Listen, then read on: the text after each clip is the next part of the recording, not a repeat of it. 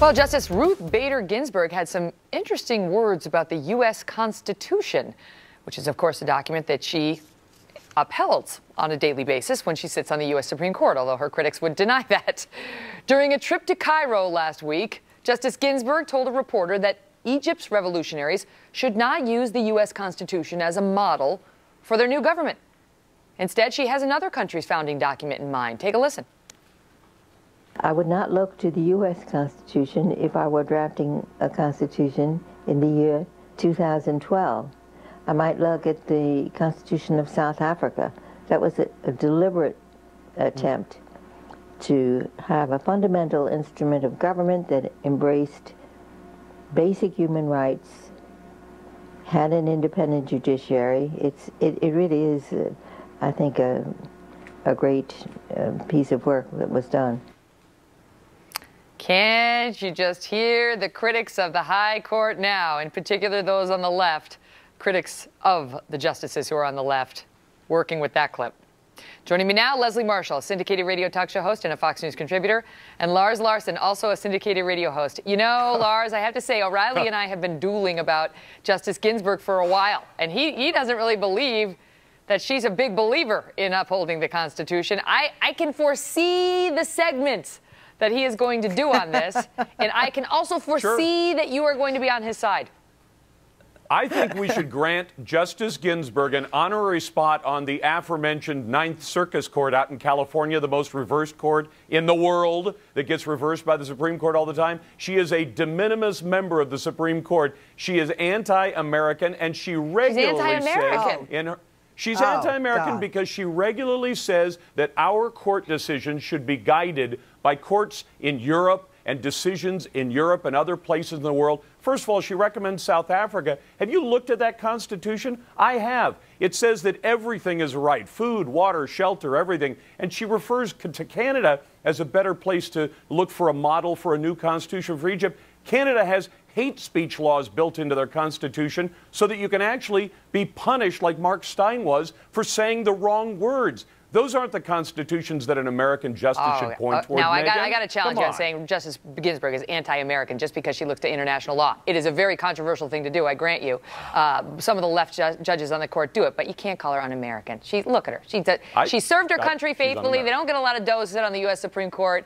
You know, she could have made a lot more money out in private practice, but she sits up there and she's one of the only, women. Can we get her a job somewhere else? Don't call her anti-American. Drawing the line there. Leslie? Does he have a point, however? Does he have a point, however, that when you're sitting on the U.S. Supreme Court and you're asked about the Constitution for Egypt, maybe it's not a great idea to say, I don't know about that U.S. Constitution.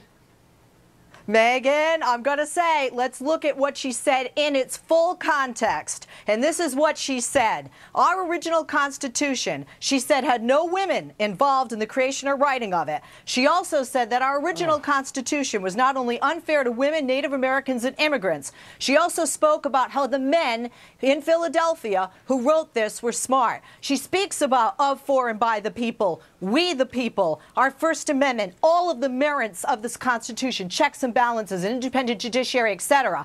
What she is clearly saying is today, in writing a constitution, and she said specifically, she gave examples of South Africa and Canada, but she also spoke of looking to all the constitutions of the world before writing their own. We, the people in America, have a constitution for we Americans. What's best for America may not be best for Egypt. Go ahead, Lars. Leslie, let me correct something you said. You say that she said look to all the constitutions. She specifically said, I would not look to the U.S. Constitution. And I'd ask Megan. Megan's a lawyer. I'm not. Has the U.S. Constitution served women well today in 2012? I believe that it serves all Americans well. And I think Ginsburg is being anti-American to say, I would not look to the American Constitution, look to these other documents elsewhere. Well, couldn't it just be, though, Leslie, that she thinks for a country like Egypt, emerging now in today's day and age, there might be a model that's better suited for the Egyptian people? I mean, not everybody has in their soul the spirit and the resolve and the goals and the desires that the American people have.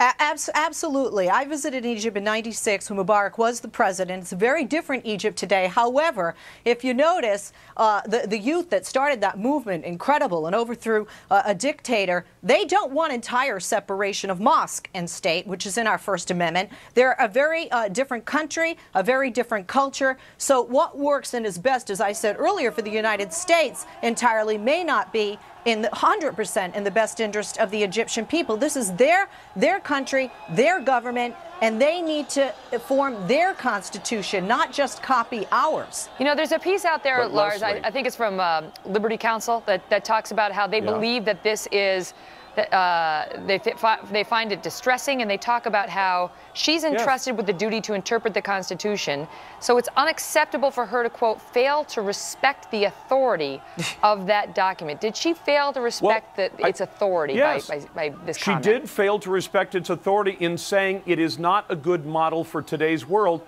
and instead pointing to a constitution like South Africa.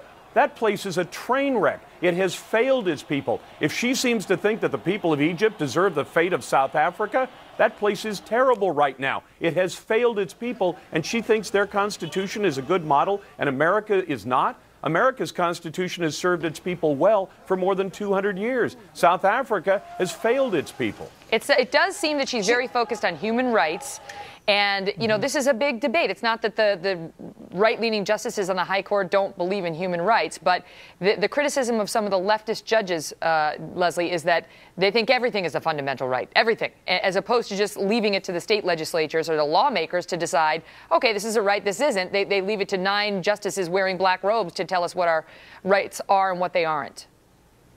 You know, not every Christian who reads the Bible believes every word of the Bible or would have arguments or questions about it and its interpretation. Much with our justices, I believe if you sat them down and hooked them up to a lie detector test and said, do you really like that? What would you change? And Lars, you guys over there on the right are constantly trying to amend the Constitution, flag burning, a baby whose mother's illegal, born in this country, can they be American, etc. So you obviously think it needs improvement if you would like to change it. She is not anti-American, Lars. You know why?